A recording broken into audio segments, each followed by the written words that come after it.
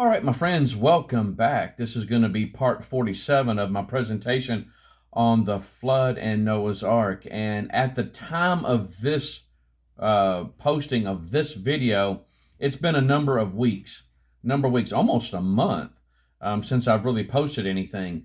And the reason being, now when I get more videos up, it's not really going to mean a hill of beans. But for the most part, my wife and I do RV traveling. We travel through North Carolina, and this is actually at the time of this recording. We're still in our travel season, and so this is the reason why you will see pauses in my recordings and posting of material. And so, but I'm going to be home for a couple weeks, and so I decided it's time to jump back on this. And so now the summertime is downtime for me. We really don't do much traveling at all in the warmer or the real hot months, and so you'll see a bulk of my recordings going up. And so right around May, I think about mid-May, you're going to see more recordings going up on a regular basis. And so, but that's the way, just to kind of explain why sometimes you see pauses and stuff. It's just, this is, the RV is something that her and I will do, and we really enjoy it. And so, but it doesn't mean I'm not doing anything. I've been working on my dinosaur and man presentation and adding a number of stuff to that. And so, even though I'm not recording that right now, as I've stated with all my other presentations, I'm always tweaking and adding material to my presentations. And so it just makes it a bigger and better library for me. And so, and a better presentation when I decided to re-record these things. But and anyhow, this is going to be part 47, and I do think that I'm probably going to be close to 100, if not a little over 100 videos for this one presentation here. And so, but mainly because I'm trying to keep everything in bite-size fashion for the social media world.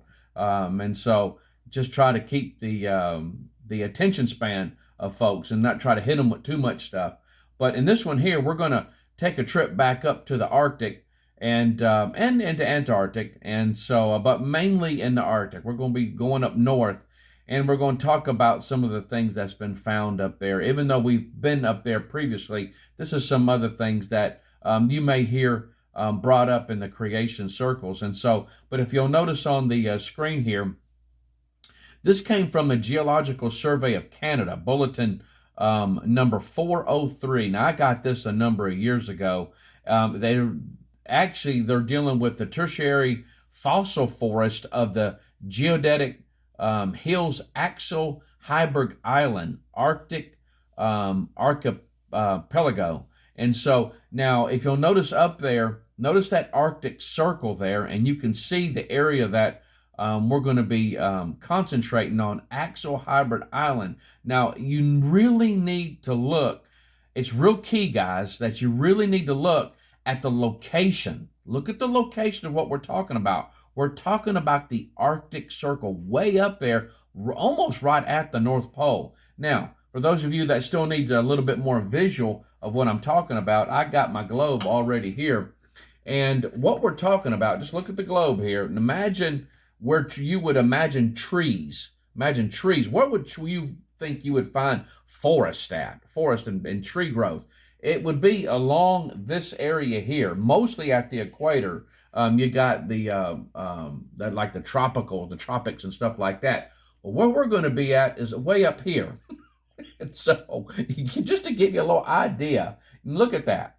Would you think forest would be up here? That's what we're going to talk about. What happened? What was the world like? And so it's just amazing when you look at some of this stuff.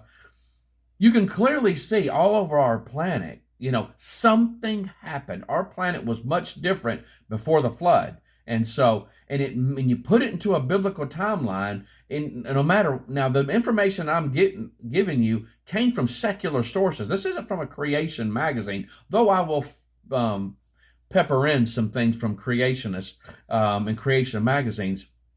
This one right here came from a secular source. And so, but let's go on here. The Arctic Circle. The Arctic Circle parallel or line of latitude around the Earth about 1,650 miles south of the North Pole at approximately 66 degrees 30 minutes. Now, that's how you would read that. It would be 66 degrees 30 minutes, those numbers right there. And it will even go down further from there. You got what you call degrees, minutes, and then it'll break it down in what's called seconds. And so now the degrees, you would think like they break it down into minutes. You got in one you got like there's 60 minutes in an hour, and then you got 60 seconds in a minute. And so that's how it's breaking up. And so if it's not quite 60 minutes, then to make it another degree. So you just think of each degree as 60, or an hour. You think of it as like an hour. 66 instead of 66 degrees, 66 hours. That'd probably be a better, easier to understand. And then so 30 minutes. You don't have quite 60 minutes to make another degree. If those 30 minutes reached all the way up to 60, then it would be 67 degrees. And so it's just a breakdown of the measurements there. So you got 66 degrees, 30 minutes, and then sometimes you'll see a third number thrown in there, which is seconds. So how many seconds is in a minute? 60. And so again, that's how they do that. So you'll sometimes will see three numbers into that. But going on, it says, because of the Earth's inclination of about 23 degrees to the vertical, it marks the southern limit of the area within which, for one day or more each year, the sun does not set, about June 21st, or rise about December 21st. The length of continuous day or night increases northward from one day on the Arctic Circle to 6 months at the North Pole. The Antarctic Circle is the southern counterpart of the Arctic Circle. So what you see happening up north, it would be the same thing for the Antarctic. Where on any given day, conditions of daylight or darkness are exactly opposite. Exactly opposite. Now, when we're talking about the four special parallels, this right here, there's a lot of information on this, but the four special parallels of latitude mark special area on the planet that has a unique relationship with the sun. In addition, these four lines mark the geographic boundaries of the frigid and torrid zones, which were first coined by Greek philosopher Aristotle. He stated these two zones were inhabitable because of the cold climate found in the frigid zone and hot climate in the torrid zone. So if you look here at this globe here, and you'll go over to the right a little bit, you'll see Arctic Circle, that's considered a frigid zone. And then you got Tropic of Cancer, that's considered a torrid zone. And then Tropic of Capricorn, that's torrid zone. And then Antarctic Circle, which that's considered a frigid zone. Now, even though he says that it's not inhabitable, we do know that people can live in these areas, though the temperatures can be quite extreme. And so I personally believe, by just what I've researched, that Antarctica is a whole lot more colder than the North Pole. But the most well-known circle of latitude is the line setting at 0 degrees latitude, the equator. Circles the globe with a circumference of nearly 25,000 miles, dividing the northern and southern hemispheres. This line of latitude is the starting point when referring to other points of the globe in terms of degrees north and degrees south. And so, and then you got this northern hemisphere, and the southern hemisphere is split off by that equator there. And so, but like I said, if you want to refer back to this later, you can. But if you'll notice, go back up there to Arctic Circle, where it says the four special parallels. Go right below that. You'll see Arctic circles, and you'll see those numbers that I was talking about. You got 66 degrees, 33 minutes, and then they got 39 seconds. So you'll see that, and each one of those has 3 numbers. So that'll give you a little insight in there. And so if that seconds made it all the way up to to 60, then that 33 would be 34. And likewise on the 66, if the 33 made it all the way up to 60, then that 66 would turn over to 67. And so, but anyhow, I hope that gave some insight on that. But let's look at these 4 parallels here. The Arctic Circle runs at 66 degrees 33 minutes north latitude, making it the northernmost special parallel of latitude. This invisible circle is about 1,650 miles south of the North Pole and marks the southernmost area on Earth where the sun doesn't rise on the northern hemisphere's winter solstice. This event, called polar night, happens each year around December 21st and ranges from 1 day at the Arctic Circle to 6 months at the North Pole. Further, the Arctic Circle marks the southern most area where the sun doesn't set on the northern hemisphere's summer solstice. This event also ranges from 1 day at the Arctic Circle to 6 months at the North Pole and generally occurs around June 21st.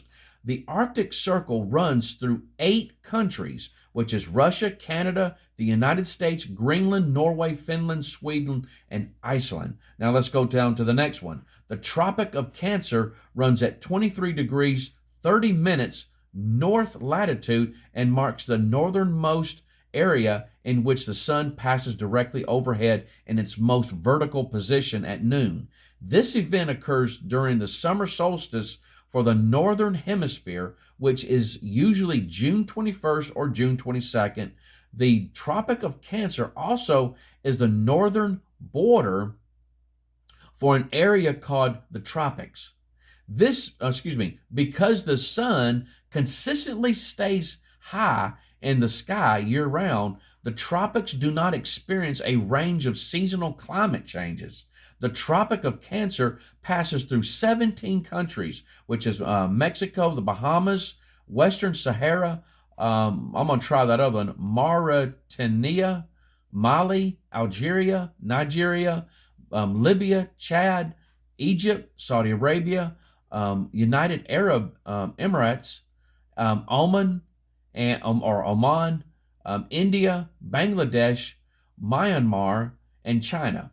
Now, going on to the third one, running at 23 degrees